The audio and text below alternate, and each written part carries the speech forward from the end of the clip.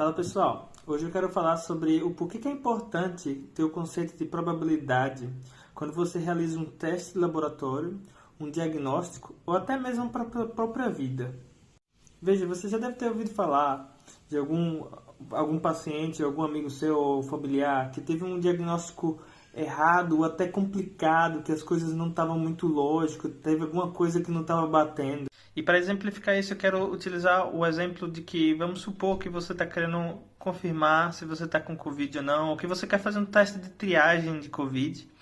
E aí você vai e faz o teste no hospital ou em qualquer lugar e você deu positivo o seu teste. Logo, você está positivo para Covid. Correto? Não. Muito errado. O que eu quero que entenda aqui, se você é o paciente, é que nem sempre um teste positivo significa dizer que ele é positivo de verdade. Às vezes, o teste fica positivo por uma mera questão de probabilidade.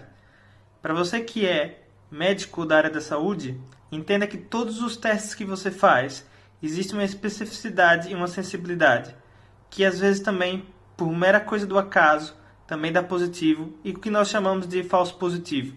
Para exemplificar isso, eu quero usar de novo o exemplo de triagem para teste de Covid. Imagine então que você tem uma população de 400 pessoas, cada quadradinho desse aqui é uma pessoa. E você tem a prevalência do vírus do Covid em 5% dos casos. Aí você vai lá, faz um teste muito bom, muito legal, que tem 95% de especificidade e sensibilidade. Bem, se você testou positivo para esse teste, nesse cenário, você tem 50% de, na verdade, estar infectado. Ou seja, 50% de não estar infectado. Calma, como?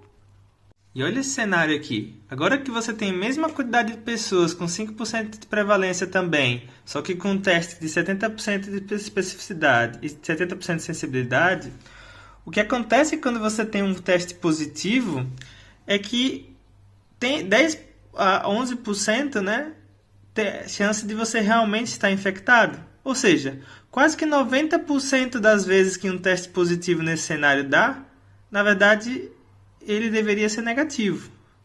Agora vamos comparar aqui o que acontece no cenário que, em vez de 5%, você tem 25% da população infectada. E aí você faz o teste que tem 95% de sensibilidade e sensitividade, e sensibilidade e especificidade. E olha o que acontece aqui. Agora, 86% desses testes positivos, na verdade, são de fato positivos. E agora, muito pouco desses fatos são falsos positivos, né? E, por último, agora o cenário com um teste de 70% de sensibilidade e especificidade. Olha o que acontece aqui. 43,7% desses testes positivos são de fato positivos, estão infectados. Quase que 60%, na verdade, é um falso positivo. E qual é a lição disso? É que nenhum teste ele é absoluto, ele vai dar 100%. E quando se faz um teste em larga escala, com várias pessoas, você vai ter pessoas que vão estar falso positivo, que na verdade deu positivo, mas na verdade deveria ser negativo. E você também pode ter o contrário, um falso negativo, que deu negativo, mas na verdade deveria ser positivo. Então veja também que vocês que são da área da saúde, a prevalência da doença ela é extremamente importante para a triagem desses testes. Porque veja um cenário em que, seguinte, imagine então que você simplesmente testou para o Covid. E você está nesse cenário de 5% de prevalência, testou com um teste baixo, um teste com pouca especificidade e sensibilidade e deu positivo. Qual que é a chance desse teste ser falso positivo? Agora imagine um cenário em que você tem todos os sintomas, você tem febre, você teve o contato com uma pessoa que teve Covid e você testou positivo. Quais são as chances desse teste ser um falso positivo nesse cenário? Então veja que a lógica por trás de um diagnóstico ou por trás de um teste ou até mesmo uma decisão de vida, porque isso acontece também por mera coisas do acaso, que você precisa considerar toda essa lógica por trás na hora de tomada de decisões. E vocês são pacientes, tomem cuidado com diagnósticos muito rápidos, que não consideram essa probabilidade, essas estatísticas, tá bom? E que como é importante ter uma lógica e uma evidência por trás, né?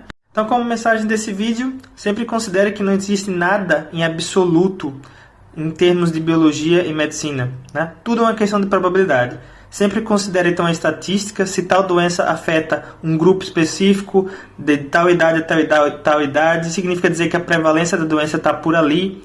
Considere isso quando se faz um teste, porque então a chance de um falso positivo vai mudar. Considere a questão da probabilidade e sempre procure ter lógica por trás, raciocínio, quando se dá um diagnóstico, um teste ou uma decisão de vida. Me ajude a espalhar essa ideia, porque muitas das vezes é negligenciado esse tipo de conceito. Como eu falei no começo do vídeo, alguns médicos negligenciam esse conceito e acontece que as coisas não parecem tão lógicas ou os diagnósticos não parecem tão precisos. E se você conhece então um médico, um profissional da saúde ou um paciente que está passando por uma dificuldade de diagnóstico, manda para essas pessoas para a gente poder espalhar essa ideia, tá bom? Valeu, muito obrigado aí.